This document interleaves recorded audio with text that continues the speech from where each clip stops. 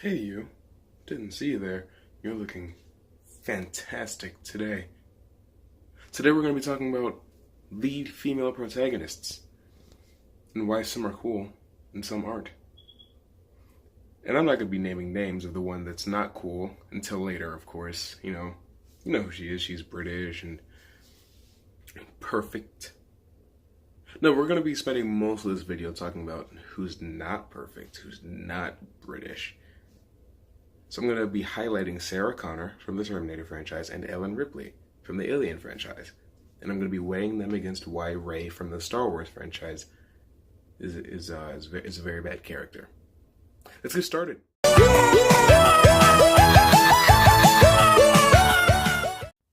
Okay, so right off the bat, one of the reasons that Ellen and Sarah both work as protagonists is because they don't become strong and dangerous women until the sequel.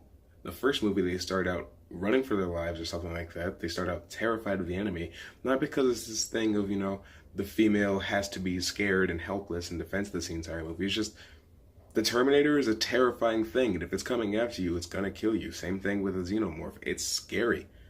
So you don't get to see them become Terminator and alien killing machines until the second film, when they've learned, when they've adapted, when they've been through this experience before.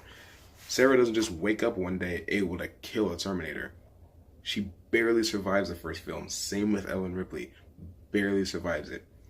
Now, let's take a look at what happens with Rey the very first time she ever turns on a lightsaber at the end of the first movie she's in.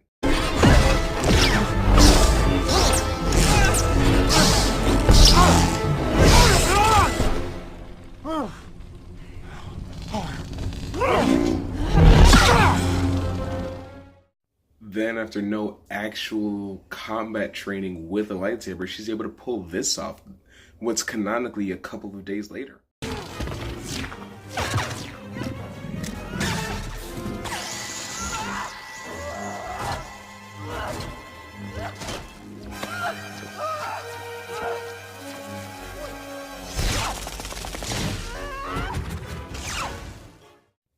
Rey didn't go through any struggle, she didn't go through any teaching, no scarring experience that turned her into such an efficient Praetorian Guard killing machine by the time that The Last Jedi comes out.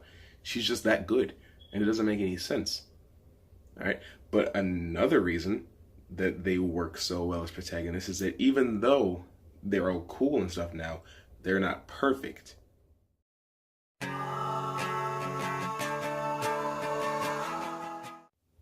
If you've seen Terminator 2, which if you haven't, stop watching this right now, go pirate Terminator 2. I would never condone pirating, but the movie's over 26 years old, so it's okay. But you should super watch that movie because it's phenomenal. I love it. But the thing about Sarah Connor in that movie is she's protecting her son. She's not just suddenly ultra powerful. She wants to get out so she can go to her son. She gets out of the asylum, she goes to her son, and then she's fighting the T-1000 because she has to protect John. If she fails, John can die, and that jeopardizes the future. She understands what she has to do. It's a mission of necessity. It's the same thing with Ellen Ripley and Aliens. She has to protect Newt. And we never get the feeling that she used to be a mother or is a mother in the very first Alien movie, but the way that she clings to Newt immediately and will not let anything happen to her in Aliens feels very indicative to a fact of that nature, so I wouldn't be surprised if she just... Oh wait, never mind, she does have a daughter. Her name's Amanda. Well, I'm still going to use this clip.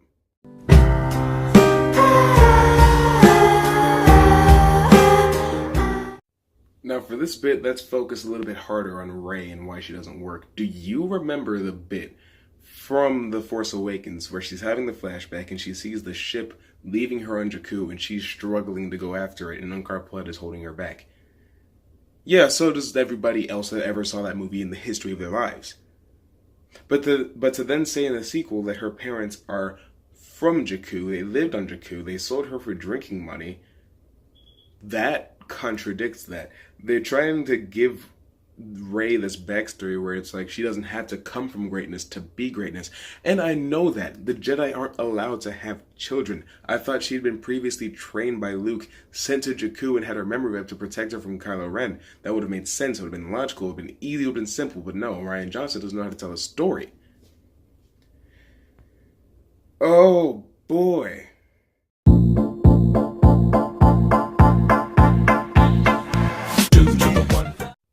Sarah Connor, though, she was just a bartender who gave birth to the rebellion leader in the future.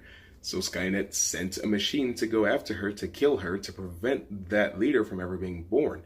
She didn't know she was marked for greatness. She just was. Ellen Ripley, just a space mechanic. She didn't have any idea that she was on a ship populated with dangerous, murderous, carnivorous aliens. But once she found out, it was immediately, I have to survive however possible. And you got to see her become crafty in the first movie and become actually efficient at dealing with the xenomorphs in the second movie. Remember, there's only 2 alien movies, and Prometheus. I didn't hate Prometheus as much as everybody else did. I actually quite enjoyed Prometheus, but that's not what we're going to be talking about today. So, moving on, I guess.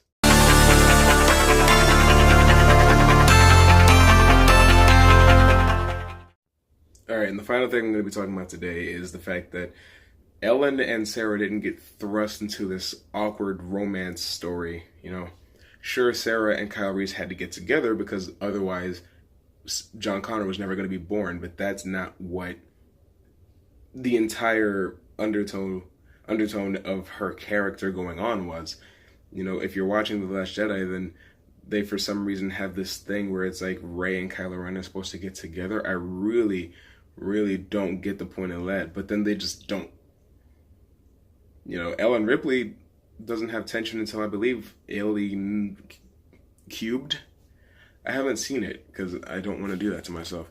But the point is, these characters can be strong, independent, and all types of other goodness gracious stuff, as long as you write them well.